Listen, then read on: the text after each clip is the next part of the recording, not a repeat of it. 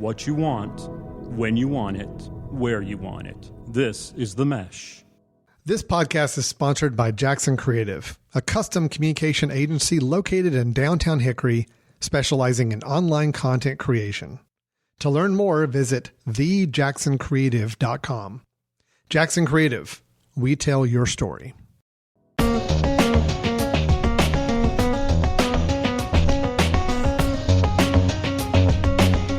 Welcome to the Entrepreneur Exchange on the Mesh Podcast Network, a monthly conversation about startups and small business with ideas, tools, and advice to operate your business more effectively. On today's show, we'll start with a quick article.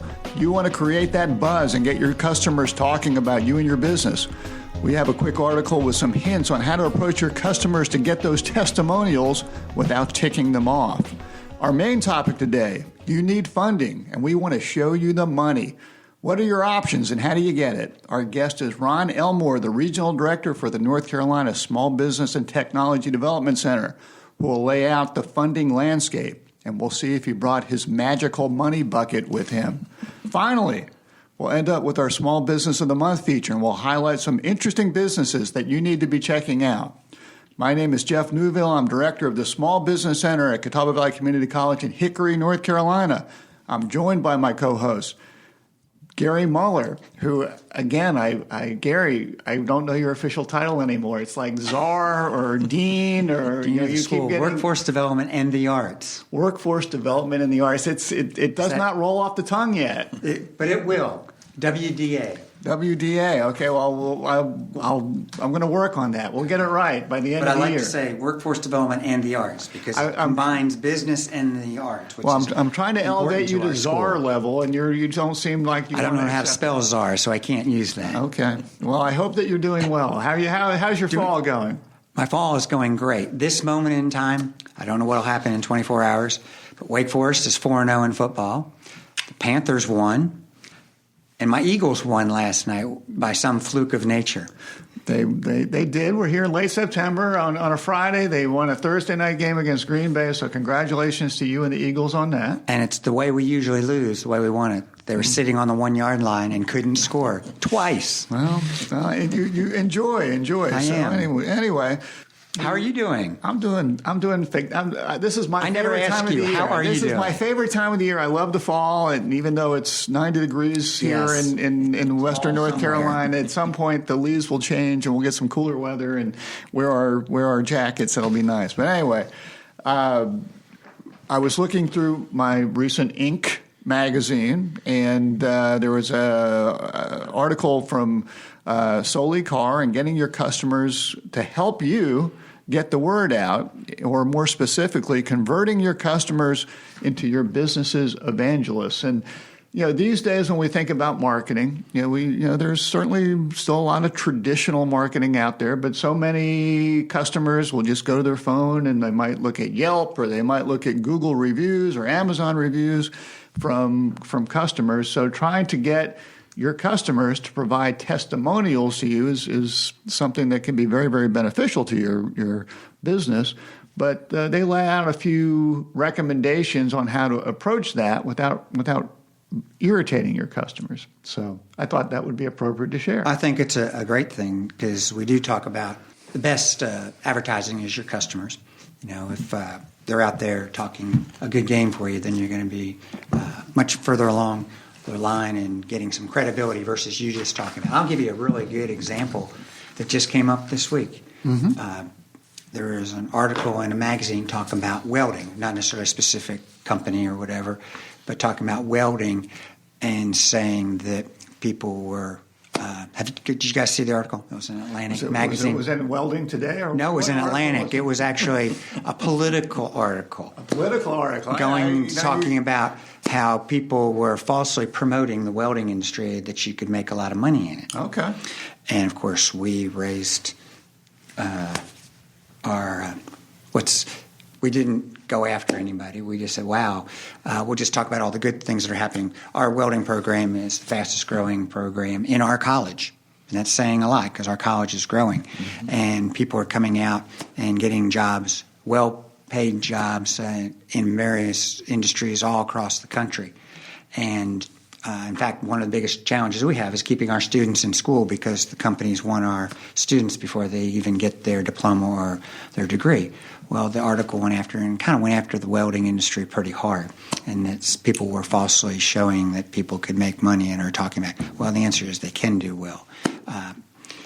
And we were trying to figure out how to talk about it because it was near and dear to our heart. Mm-hmm. And Mike Rowe from 30 Jobs saw the article, and he went on a nice talk and handled it very professionally. Wasn't talking about people specifically, but talking about the industry. And instead of us going and talking about welding because it's a vested interest to us in our college, Mike Rowe went on and talked about the virtues of being in welding and all the technical skills. Well, so that gave much more credibility than we would have done it. Well, and this article gives some way that maybe we could approach students that have been in the welding program that could to say, hey, they've had a good experience, landed a good job, and would do that. So that's exactly what we're looking at doing. And you should be reading this very closely and use these as some tips for me. And the number one is, keep it legitimate in that it doesn't need to be it should not be a quid pro quo situation.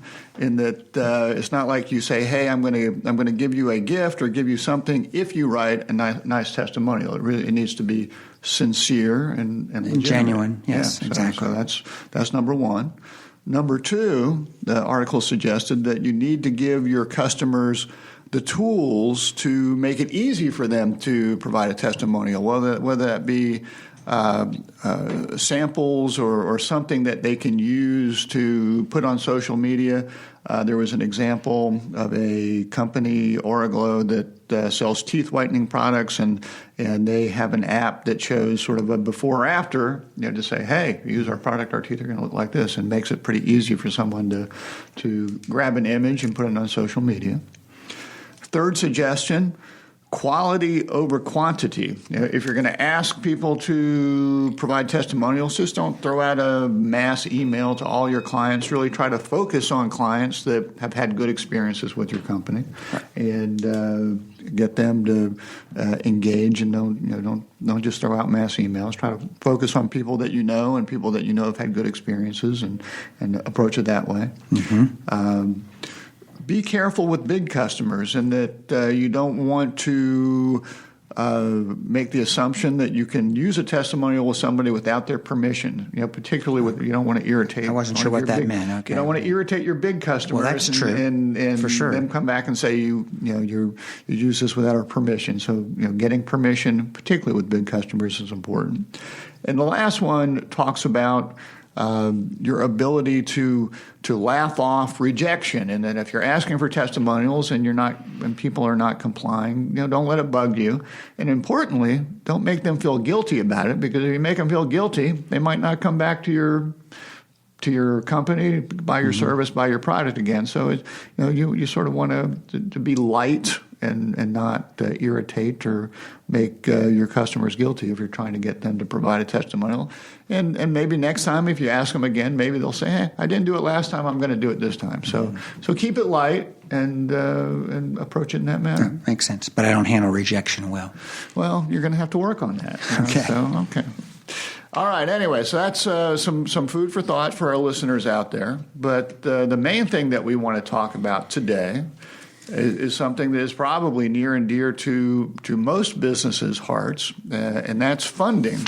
And what the appropriate way to go about funding your business or your startup would be. And we're very pleased to welcome our guest, Ron Elmore, who is the Regional Director of the Small Business and Technology Development Center here in North Carolina, and one of our partners. So, Ron, amen. Thank you. We want to welcome you to the Entrepreneur Thanks for Exchange. being here. Thank you, Jeff, Gary. My pleasure. Good to see his smiling face with us. It's always good to see Amen. you. It's a beautiful day in North Carolina.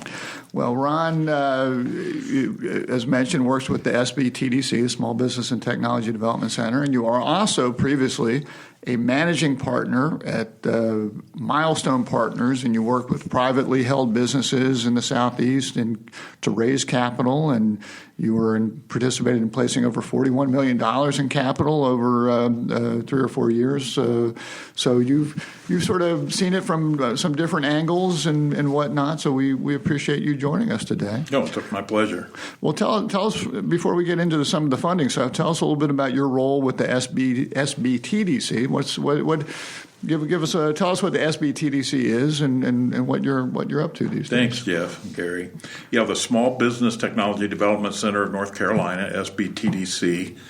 We're on-the-ground business consultants, over 100 counties, 60 of us across the state that are talking to folks that either want to start a business and a lot of our time is spent in current operating companies trying to help them grow. Our particular area here as a regional director is that we cover these 14 counties in western North Carolina, from down to Gaston County all the way up to Ashe County. We have an office here in Hickory, one in Boone, 6 full-time counselors that are out meeting with business owners day after day. So we're just like you with the Small Business Center, helping business owners really move the needle in creating wealth for them, in creating profit, and et cetera. And as the numbers play out, we make a difference. The clients that interact with us, and Small Business Center as an example, perform better than those who don't. And so we have a lot of resources, tools,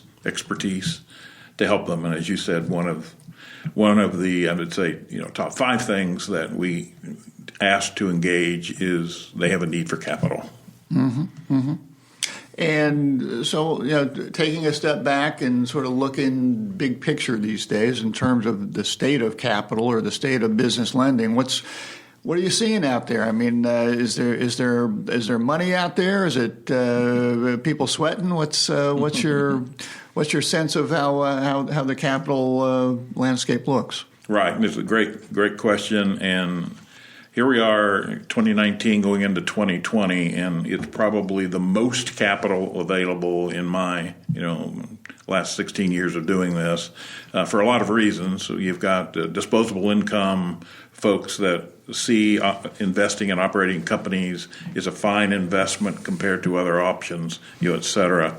On the other hand, you've got this movement, which we have here in Western North Carolina, all the other cities in North Carolina, of entrepreneurship, entrepreneur ecosystems, et cetera, which is fostering folks to be encouraged to start businesses. And again, various sources are available now that were not available years ago, from angel investing to other. We can talk about those in more detail. But so plenty of money. The dilemma is really the structure to attract the capital. Right. So why would I invest in you, Mr. Business Owner? That's the shortage of that. So plenty of money, a shortage of opportunities for the investors, and that's what we're here to try and help the listeners understand what they have to get ready before they ever talk to sources of capital. And when you say sources of capital, I assume you mentioned angel investors, but you also do work with banks and community lending organizations and those groups as well. Right. As you alluded to, there's various structures of funding a company. One could be equity, which is where you talk about the angel investors. These are people wanting to partner with you and invest with you in your company.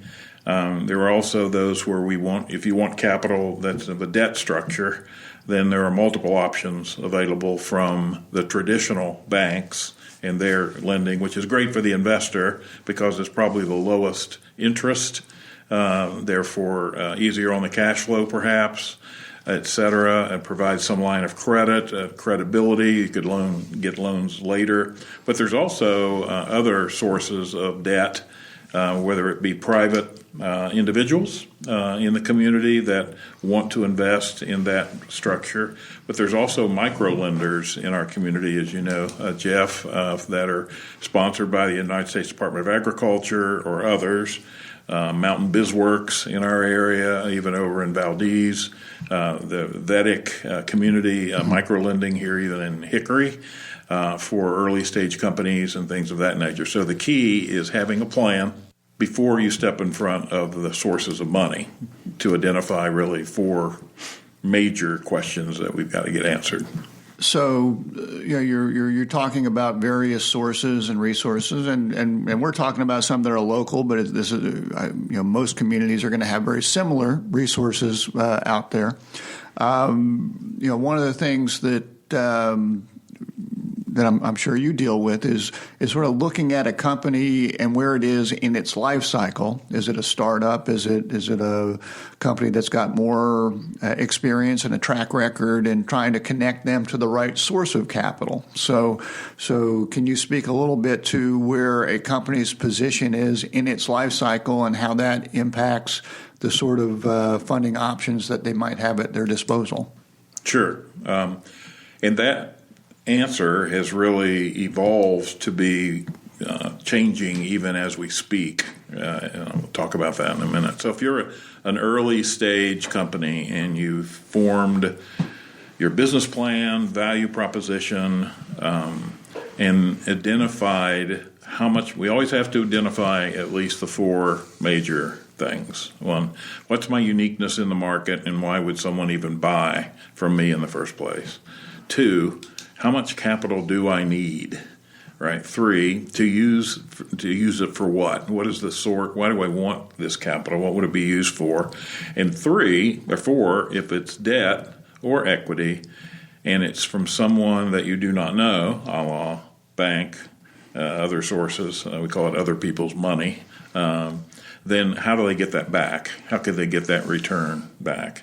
So as we all know, those things are a mouthful in the world of business planning, to be able to actually come to that conclusion as to how much money do I need, why do we need it, how will you get paid back, et cetera.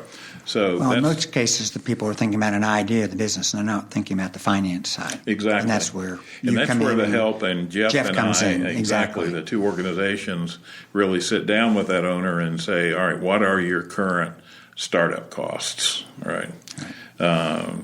What are if we're moving into a building or we need a building, then what are our upfit costs and those kinds of things? What are our fixed costs going over the next number of months? What are our variable costs? What do we think we're going to be selling over X amount of months and years? And then how does that precipitate into how much money do I need? All right. Only with that planning do you really know. And it's important, even when you're talking to the lender, even these early stage companies, that you defend, if you will, why I need that amount of money, through your plan. And Jeff and I and our teams are very big on the creation of written plans. Call them business plans. We often call them financial plans, because the front page of a financial plan says a request for capital, right? And it begins to answer these elephant in the room questions in writing, so that it can help the early stage company. But so as far as life cycle, real important on the startups, let's just take as an example, that the business owner has to have some liquidity to be able to start the company. Pretty awkward to ask someone for capital when in the second sentence they'll say, so what are you putting in it? So the answer has to be something. Right? More than blood, sweat, and tears? Yeah, that's right. The old, I've worked on this for 12 years, therefore sweat equity is in my balance sheet. Doesn't get you capital, unfortunately. It does get you a business plan, perhaps, and a very good idea that's been incubated, but you've really got to show that you have some liquidity or have put in the capital. Secondly, then, in the early stage companies, I'll say if it's in the you need less than $20,000 to get started, then there are grants available that could help you in this get started mode, whether they be local grants, things from the state, depending on your particular, if you're a veteran, woman-owned business, those kinds of things might be available at that level. But then again, if you need more capital than that in debt, then we would altogether build a plan and go look for that capital in other sources. So now typically, people always ask me about grants, and it sounds like you did bring the magical money bucket with you. So we're going to the car. Okay, well, Good deal. caller number 5, we're probably going to provide a grant to. So just call in at your convenience, and if you're caller number 5, you might get a lucky grant. But in my experience, there are some grants out there, but they're usually not that large unless perhaps you're more of in a particular industry niche, tech, energy, and to me, there are always a lot of strings attached to those types of grants. So, yes. So generally, I try to discourage people from thinking that grants are going to be the way that they do it. I mean, there are a lot of grants out there for nonprofit organizations, but if you're a for-profit organization, there are certainly going to be some limitations there. Guaranteed limitations, and completely agree with everything you just said. But sometimes the gap between I'm short on my down payment and things, and to your point, they're one-time things. They're long paperwork, and not. It'll be months before you might get an answer, so it's not the optimum way to start a business. And there can be restrictions on how they're used, and that it's not like you're just getting a blank check to go have your strategic planning meeting in Barbados. They're conditional. Right. You will do the following things, or hire X number of people, or whatever the to your point, strings that are attached to it. You will be monitored and that kind of thing. So, it's not the optimum way to start. The optimum way to start is to have a plan, go test it in the market. One of the changes, again, back to your stages question, that investors are now looking for is that you've actually gone out and with your plan and tested its viability against your targeted customers. It's called customer discovery. So you may get the question, if you're raising capital anymore, like, what have you done in the area of customer discovery to validate that someone, 1, even wants to buy your product, 2, will buy it at the price that you have in your business plan, and so forth and so on, so that even if you have to demonstrate your product, have you, even with your money or friends and family money, et cetera, built what would be called minimum viable product or prototype of your product, so that when you are showing it to the market, they get a sense of what it does, why it would work the way it was. They give you the feedback. With all of that, with your business plan, you have a much better chance of getting early stage capital than if you just had a plan. Funding a business plan without customer discovery is not viable really anymore. And when you speak about customer discovery, it's more than me saying, hey, I make a mean meatloaf, my wife loves it, therefore I need money to go sell my meatloaf throughout the land. I assume when you say customer discovery, you're getting in front of, you're trying to get some unbiased opinions from people in terms of, do I like it? Will I buy it? What would I pay for it? That sort of information is what you're looking for. Exactly, Jeff. And to your point, the target market. So if I'm not testing meatloaf with vegetarians, for example. They hated it. Or my aunt or uncle, right? Okay. It would be the target market that we call it the avatar. Who's your ideal target market? Mm-hmm. Identify them. Go have the interviews, et cetera. The old days, we would go into a closet perhaps, do R&D, build a product, and hope that someone would do it. Right. Now that time that would normally be spent in R&D really needs to be spent in the market, testing whether someone, as you just said, will want it, buy it, at what price, et cetera. And we've had good experience in the various startup events around the state, et cetera, where the folks that stand up and say they have done the following, interviewed this many people, they validated the pricing, et cetera. You now have more of a poker hand in front of folks when you're raising capital than if you've not done that. Hello, this is Chris from the Foot Candle Film Podcast. Are you interested in promoting your business to an online audience? Your ad could be right here. Consider advertising on the Mesh Podcast Network. Head over to themesh.tv for details. If I'm in startup mode, and I've not generated any revenue yet. Are banks going to talk to me, or should I be talking to equity people, or am I more in the friends and family boat, or what's or sometimes it depends. How do you if I'm not generating any revenue yet, how any advice on where I should be, whose door should I be knocking on? Sure. Again, the pyramid of capitalism, right? The pyramid of access to capital. At the lowest level, the easiest level, the friendliest level, for your money, number one. Not Jeff's money. I don't mean that. Thank you, Ron. I mean, maybe Gary's money. No, I need some money, Jeff.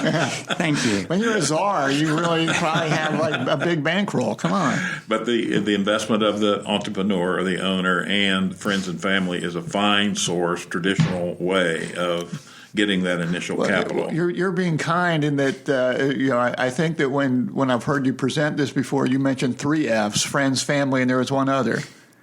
Fools. Oh, yes. Yes. Yeah, that's Gary's money. Oh, okay. Ideally, it's not the last one. Okay. The reason is, and the reason why that it even works, right? It's the startup costs are enough to get us traction in the market, test that people really may buy this thing, need to build my minimum viable product at least.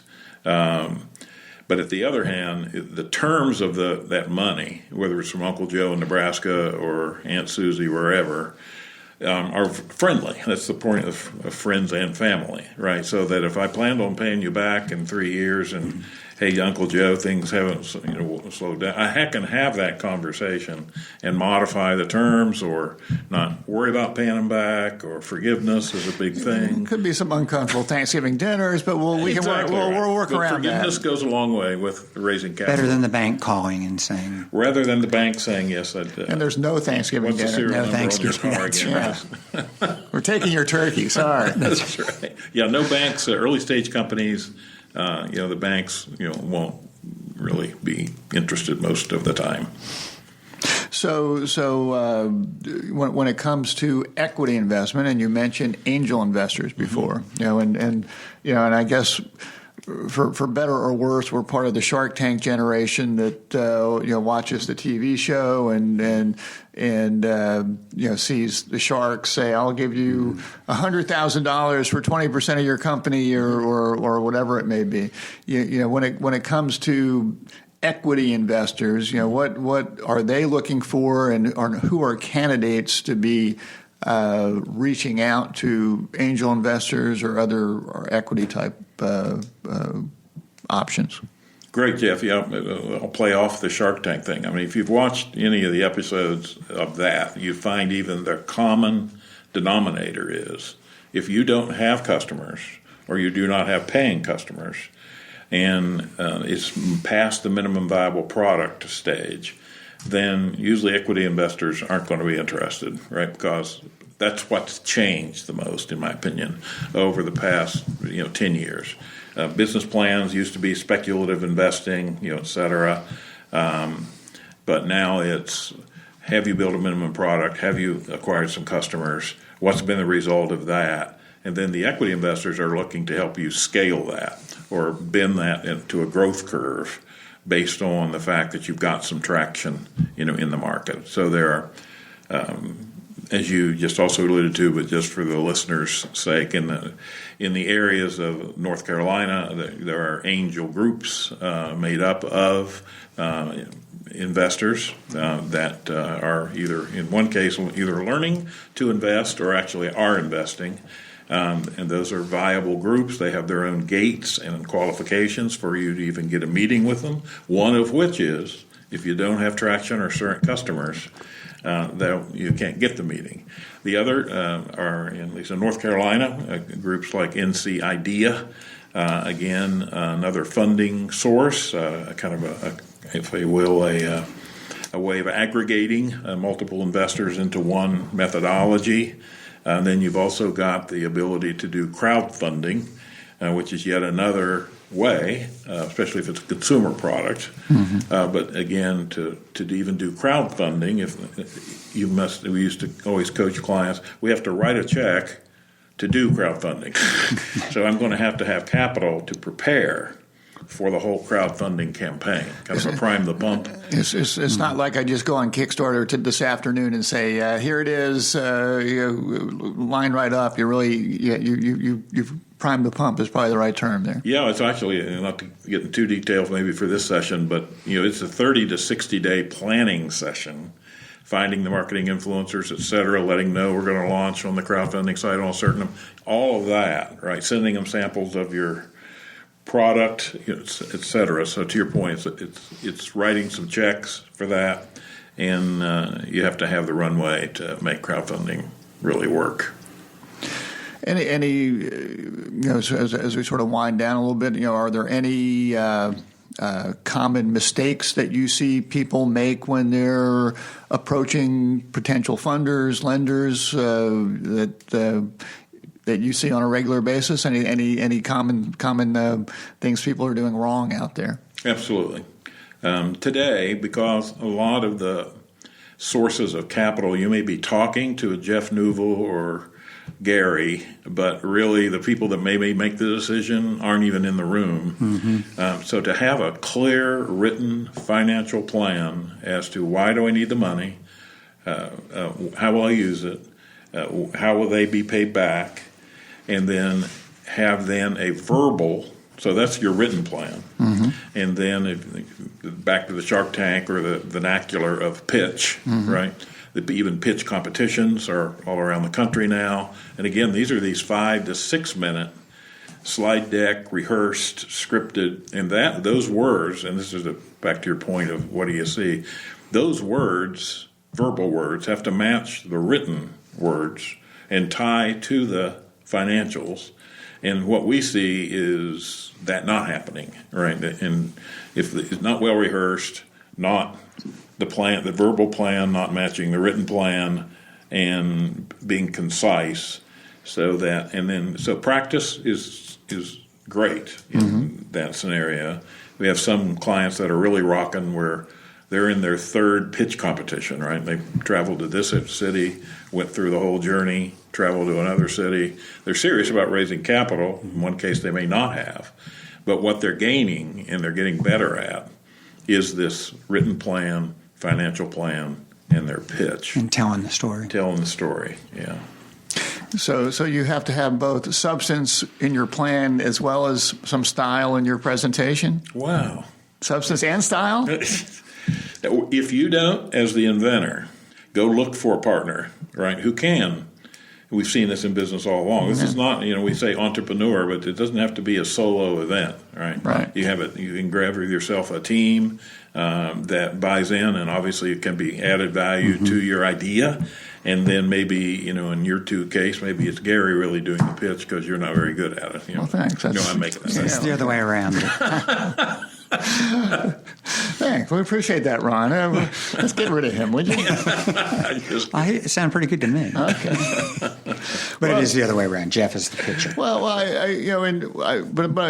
think that the team aspect, let me throw this at you. How much weight does a bank or equity people put into the team? Because I get the sense that that's a very important part. If I have industry experience, I think I get a few check marks there. If I'm trying to get into a new industry that I really don't have experience in, and I haven't put together a team or some people that know their way around the industry, I feel like I'm at disadvantage. Absolutely. Matter of fact, in this financial plan template, which we have and you have, and we can help clients develop, you'll find investors in a meeting flipping quickly to the third page, which is the description of the management team. Right? I come from Silicon Valley, prior to the private equity thing that you introduced, and you would watch those pitches there. They're funding the management team out there, frankly. Mm-hmm. If they've done lawyers.com, they'll probably be able to do XYZ.com, mm-hmm. right? That kind of thing. Mm-hmm. But to your point, even at our level of small businesses, you've got to have a team. If I'm going to give you money, then and I think you're a great inventor, I would really like to meet who's managing the money, all right? Or who is doing business development. Right. Yeah. And so the team of business development, the product person, and the finance side, bookkeeper, controller, that right there is a kind of a minimum team that ideally, as you said, almost essential. Have you done this before is the elephant in the room, right? And do you have the qualifications to probably pull this off so that they can weigh the risk of your ability to pull this off? And I suspect that we've all seen, and you guys have probably seen it more than I, because I'm much more youthful than either of you, Yes, sir. Someone starting the business knows the technical aspects of the business, knows the product, knows the service, but is not always the person that can handle the business development, the sales end of things. You see that quite often, actually, when you have the inventor, let's call it, or founder. And then the founder wants to grow the business, and we know of at least three major aspects of business. They have to have some humility and to say that I need a partner to actually execute this, like in your case, the example of the business development cycle. If you're invented, we had a client, great product, but it would be sold into the C-suite of Fortune 500 companies, right? And the question is, one, have you even been in one, right? And two, ever had a conversation at that level? So again, you should want to assemble your team, right, with your solution, and then this team together, goes to market. Yeah. Well, Ron, you've given us a lot of great information to chew on that we very much appreciate. If people want to find you or want to find the SBTDC, where should they be looking? Great, and we do have booklets on arranging financing and guides and people. Just go to www.sbtdc.org, and right there on the very front page of that website is a tab called Request Counseling. And then of the 10 centers in North Carolina, you're speaking to the Hickory Boone Center, but you can pick the center that fits your geographic map. What if I'm in California? Huh? If I'm in California, can I still call you? You can. If you're in California, you call me and I'll point you to where in California. Okay. But each of the states in the United States has, to your point, an SBDC or SBTDC, and they should look them up in their state to get this kind of assistance. And I, just to give a little shout out to SBTDC, you mentioned booklets or some of the information. I do believe that you can access some of that information from your website, regardless of whether you're in North Carolina or California or even New Jersey, I suspect. So great point. They are in the resource tab of that. And it's some PDFs, workbooks. Yeah, some good stuff, whether it be capital, whether it be starting a business, whether it be doing market research. There's some good information out there. Very good. So, yes. Anyway. Sure, Ron, so we appreciate you being here. We're gonna play our lightning round with you if you're up for it. Okay, I'm good. Okay, thank you guys. Yeah, so good. So anyway, so these are quick questions, and it's brought to us by Ned Ryerson Insurance, which provides whole life, home, auto, wind, storm. You can never have enough insurance. Check out Ned Ryerson Insurance. You should Google it. Particularly Peter Weiss. You should Google it. But Ron, we have some quick questions for you, so don't think too much. Just respond. So our first question is, what is your favorite vacation spot? The mountains of North Carolina, Banner Elk. Okay. Is a hot dog a sandwich? Yes or no? Yes. Movie preferences: Godfather, Star Wars, or Harry Potter? Star Wars. Okay. All right. What is your favorite holiday? Christmas. I asked this question because I know a little bit about you. If you had to choose the Indiana Hoosiers or the Carolina Panthers? Ooh, tough one, Jeff. You hit the nail. I would say definitely Indiana Hoosiers, but we're both good Panther fans. Okay, all right. Loyal to the hometown. Yeah. Our last question for you, if you could have one superpower, what would it be? Wisdom. Well, perhaps you already have that. More wisdom. Okay, we'll grant you that. All right. Well, we appreciate you being on the Entrepreneur Exchange today. And as Ron said, if you go to sbtdc.org, you can learn more about his organization, and you can probably track him down that way as well. So check out Ron and the SBTDC. We like to wind up with our Small Business of the Month feature, and this is where we sort of give a shout-out or highlight interesting businesses that we come across. Ron, do you have anything you want to throw out there and share with our listeners today? Well, this is a bit of a niche, but we've got a young man here in Hickory that specializes, believe it or not, there is a solution to getting fur off of an animal to yarn. Now think about that, right? So if it's on my dog? Not that fur. Okay. But if it were on, a llama or whatever, and you want to make that into very attractive yarn, etc., high demand, high price, there is a whole series of fiber and weaving techniques, machines, etc. So, young man. You can grow a business by either organically growing it or buying a business. So this young man was very good at that and identified a business in Virginia to buy. It's called Strouch Fiber, and they've moved themselves here into Hickory, viable business, to hundreds of customers around the nation. I don't know much about yarn and knitting and all of the aspects of that, but this niche business has great margins.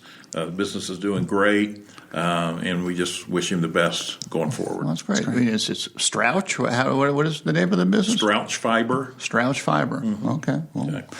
People should check that one out. Okay. I didn't know we had llamas around here. I know. Yeah. Oh, in the mountains, yeah.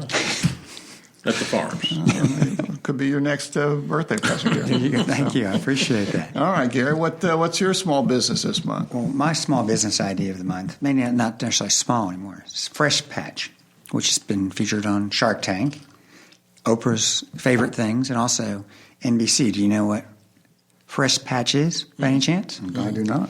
It's a really good idea that I wanted to bring up for pet owners.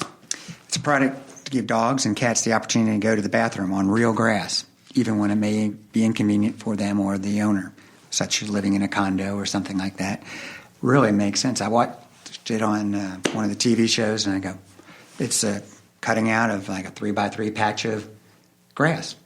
Well, depending on the size of your dog or your animal, it can get big or smaller. But you order this, comes to your house, rolled up, you unroll it, put it down, use it for a week or so, depending on, I guess, how long you can stand it. And then when you're done, you call, or you get periodic orders that comes every week or so, and you can have Fresh Patch.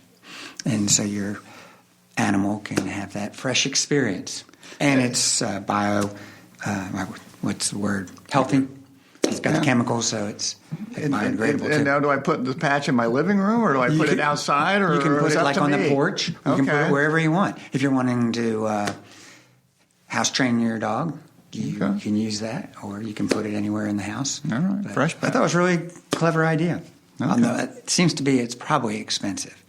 They said the small patch is about $26, so I guess if you did it once a week, that's very expensive. But to give them the real experience and not have to worry about taking them out late at night or whatever if you're in a condo.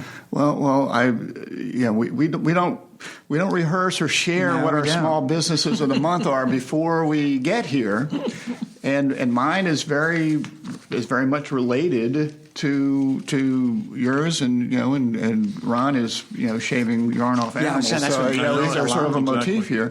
So I found this article in Business North Carolina magazine about a company, and usually I write up a little thing, but I just sort of wanted to read it because I thought it's very, very well written. So this is about a company called Kepley Canine. But anyway, I'm going to read this. It's 5 a.m. You wake up to a slobbery tongue licking your face, and you know what that means. It's time to take the dog out, whether you like it or not. You step outside, groggily, still rocking a pair of pajama pants and slippers. 5 minutes pass, then 10. At this point, you're frustrated. Just go already, you urge Fido. But he's taking his sweet time, seemingly sniffing every single leaf, rock, and stick before finally selecting a place to do his business. What if there was a product that relieves the annoyingly long amount of time it takes your dog to, relieve himself? Greensboro-based life science startup Kepley Biosystems Incorporated has developed a solution to every dog owner's crappiest problem. Their word, not mine. The business, founded in 2013 by biologists Anthony Dellinger and Chris Kepley and veteran business executive Terry Brady, created Kepley Canine Strategic Scent Stimulant, which boasts a solution of botanicals that mimic naturally occurring molecules dogs seek when finding a spot to go. Owners simply apply a drop of the scent stimulant to their dog's paw. The smell releases a plume of scents that provide dogs with the molecules needed to stimulate defecation when they're outside. The scent molecules bind with receptors in the dog's nasal cavity. Those nerves transfer responses that go directly to the brain and trigger an involuntary constriction and relaxation of muscles in the dog's behind. And suddenly, Fido does his thing. Kepley Canine Strategic Scent Stimulant is available on Amazon. They're doing an Indigo crowdfunding campaign, which aims to raise $15,000. It's being now produced by the Joint School of Nanoscience and Nanoengineering and Greensboro's Gateway Research Park North Campus here in North Carolina. So you can check them out at KepleyK9.com. And I think I checked it out. I think it was $19.99 on Amazon for, I think, a 3-month supply. So between having the patch to go and this, we can take care of our dog issues, and then we can turn their fur into yarn. It all comes together beautifully. Jeff, it's a little worrisome. We don't ever talk about these things, but more often now we're coming up with related products. Well, usually I figure you're going to be food related. Yeah, food or pets. That's usually it. That's true. So anyway, well, we appreciate everyone listening today. We want to, again, Ron, thank you very much for joining us. And thanks for what you're doing. Appreciate the work that you do with SBTDC. We want to thank the Mesh Network. You should check out all the podcasts from the Mesh at themesh.tv. You can subscribe to the Entrepreneur Exchange or any of the Mesh podcasts by visiting iTunes and many of the usual suspect podcast sites. We'll appreciate you listening, and we look forward to catching up with you again next month. Have a good one. Take care.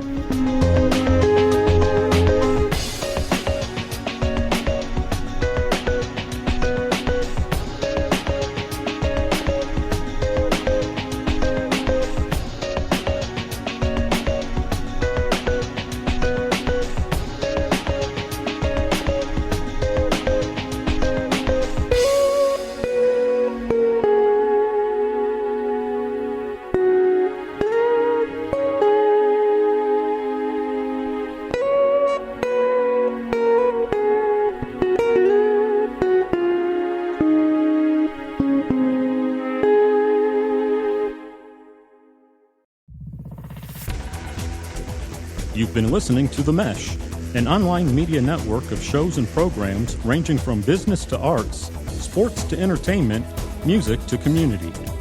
All programs are available on the website as well as through iTunes and YouTube. Check us out online at themesh.tv. Discover other network shows and give us feedback on what you just heard.